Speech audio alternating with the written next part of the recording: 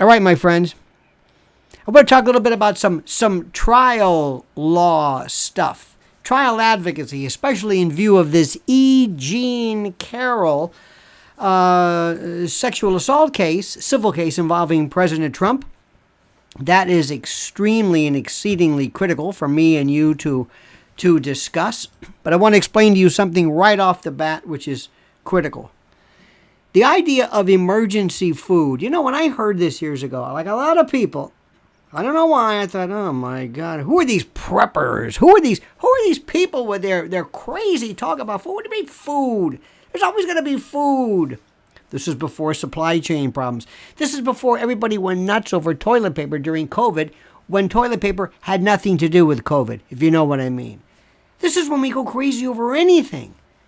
I mean, remember ransomware and there was no gasoline? Can you imagine what would happen if for some reason there was some idea put out that food was scarce or there was an emergency and the local news teams would go to your favorite stores and you'd see lines of people outside and the panic and the hoarding? What happens if for some reason you need emergency food? What are you going to do? What are we talking about? What, banana chips? Huh? Some jerky? Some stewed prunes? I don't think so, Sparky. I don't think so. I want to talk to you about my Patriot Supply, and listen to me right now. You go to preparewithlionel.com. There's a link right here, preparewithlionel.com. Simply purchase the 3-month emergency food supply, and you'll receive $200 of free survival gear along with it. This is a no-brainer. I'm not selling you on this. If you don't understand the notion of emergency food, let me say this again. Emergency food, 3 things you need: food, water, and energy. We've talked about the water. I'm talking about the food. Energy, that's next. So you do what I'm telling you right now. Go to preparewithlionel.com and take advantage of this. A 3-month emergency food supply kit and $200 in survival gear. Totally free. All right, now listen to me. I want you to do a favor. Do me a favor. The next time you go to a store, or you're buying lottery tickets or a new vape cartridge or whatever you do, wherever you just go into some place, do yourself a favor. And when you go in with like your friend or your spouse or your wife, your husband, whatever it is, go in, take a look at the clock. Take a look at the clock. Make a note of it. 12:22 p.m. Okay. Maybe take a picture. Maybe take a picture of the surreptitiously. You'll see why. Let's say the clerk or whatever. How old do you think he is? Did he have any jewelry, any tattoos, any earrings? Did he wear glasses? What color hair did he have? Was he heavy, stocky? Did he have an accent? Was he right-handed, left-handed? What was he wearing? What color was his shirt? How many people were in the store when you were in there? Just keep in mind this. Okay? Just keep this in mind. And then, an hour later, make it simple. An hour later, turn to your friend or your compatriot and say something like, let me ask you a question. What time did we go into that store? Don't look at your watch. What time did we go in? Remember the store we went into? Yeah. What time was that? What time would you say? Give me a time. I don't even know what time it is now. Well, what time do you think? Yeah. How many people were in the store? Remember the person behind the clerk? What was it, a man, a woman? What was he? Did he sound like he was born in this country? Did he have an accent? What color was his hair? What color was his shirt? Was he right-handed or left-handed? Did he have any earrings, any jewelry, any studs, any tattoos? Was he wearing a watch? Was there anybody else behind the counter with him? How many people would you say were in the store at the time? Okay, stop right there. You could say, it was 12:22 p.m. Here's a picture of him. He had dark hair. He had a yellow shirt. Don't you remember what the shirt said? It had a phrase on it. He was right-handed. Remember when he did this? There was somebody behind the counter. He was talking. He was in a... Okay, this was an hour ago. An hour.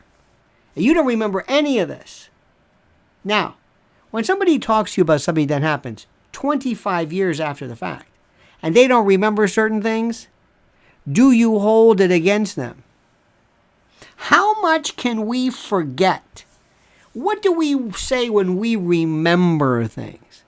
Now, stop for a second. In the case of Eugene Carroll, who was claiming that President Trump assaulted her, This is something you normally remember. This is something you normally remember. You will remember things that you cannot believe you remember.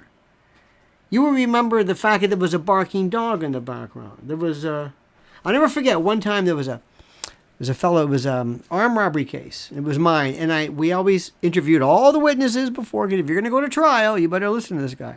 This guy was talking about how he remembers this day. Because he walked in, he said, somebody left the coffee thing. He had a convenience store. Somebody left the coffee going, that's burnt coffee. And that damn dog was barking and this and that and his daughter. And I was running late because I had to pick my mother up from the doctor. I said, would you stop with the specifics? Have you ever noticed some people, they're very good on specifics? I've had relatives, they tell you a story. It was Tuesday. Yeah, Tuesday. No, it can't be Tuesday. It doesn't matter what day it was. Those are great witnesses, boring people in life. But when you're Eugene Carroll and you say, I remember that. I called my friend up. On this day. And I said, supposedly as people say, this is what happened. This Donald Trump guy did this. Should you call a doctor? I don't know. Did you call the police? How did you sound? Does it matter whether it was a Tuesday or a Wednesday? Does it matter what time of day it was? Does it matter that you might not know whether it was 95 or 96? Does that matter to you if you don't remember what color tie he was wearing or how many people were in the store? It depends. Life is like that. What does that mean? I don't know. When you remember things, do you remember what happened, or do you remember the last time you told the story? My beloved mother would say stuff to me. But one day I told her, I said, you know that story you always tell? Yeah, that didn't happen. I mean, it sort of happened, but you remember the story that you told that kind of got because she was a natural actress, great performer. But you might remember last time you told the story because it's a kind of a funny story, but that's not what happened. Sometimes we lard things on. We remember, we forget. Do you know what happens when people who are the victim of sexual assault, especially if you ask kids what happens? They go into another place. They dismiss themselves. They remove themselves. They almost rise out of their body, like an out-of-body experience. And what you might think is normal, you don't know what normal is. You don't know anything. You would be surprised how when terrible things happen in real life, it's not like the movies. When people sometimes are shot, they don't even fall down. Some people don't even know it. It's not the way movies are. People don't remember certain things. People don't act the way you would think. And when you remember something, when you recall something, when somebody does something to you, when you are the victim of something, your focus becomes on what is being done to you. What is happening to you? The pain you feel, the fear you feel, the worry you feel, not what time of day it was he wearing, what color was his shirt. You don't know what people remember. You have no idea. And what does remember? What does remember? What does constitute memory? I'm a psychology major. You know what that means? Nothing. But one of the things which I loved was memory. There were a couple of classes I liked. Perception and awareness changed my life, and memory. And I used to always look at the beginning of the whenever there was a new, class, I would look at the table of contents to get a feel for where the case was going. And in this higher level class on memory, half of this book was devoted to forgetting. And remembering things sometimes is a weird thing. There was a woman who had almost eidetic memory. It was a story it was photographic memory. I'm going to look at this just to get this. Eidetic memory is the ability to vividly recall an image you are exposed to, but only briefly. Eidetic memory is this ability to, it's very rare. Very few people have it. Now, let me tell you how good this one. There was a woman her memory was so good. I mean, so good. Remember the GAF viewfinders, stereoscopic? Remember GAF? It was Henry Fonda. And you would look through these two. If you close one eye, you would see a flat picture. But if you open the other eye, you saw depth because the two pictures were a little askew. Okay, this woman was so miraculous. She could go in on one. They could take pictures. Remember the old dot matrix printers? They could take stereoscopic vision and put a recessed letter, like the letter T. If you put these scattered X's and Y's together and you look through this viewfinder, you could see the letter T. But only if you had them both simultaneously. They could take 10,000 dots. You can come in on one day, look at it, remember it.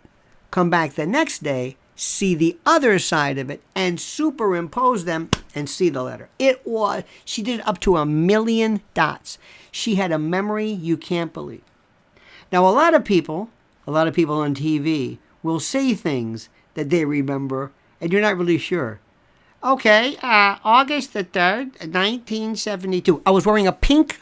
It was a pink. It was a lavender Ike jacket with pince nez and Wellingtons. Now, how do I know that? You're telling me that.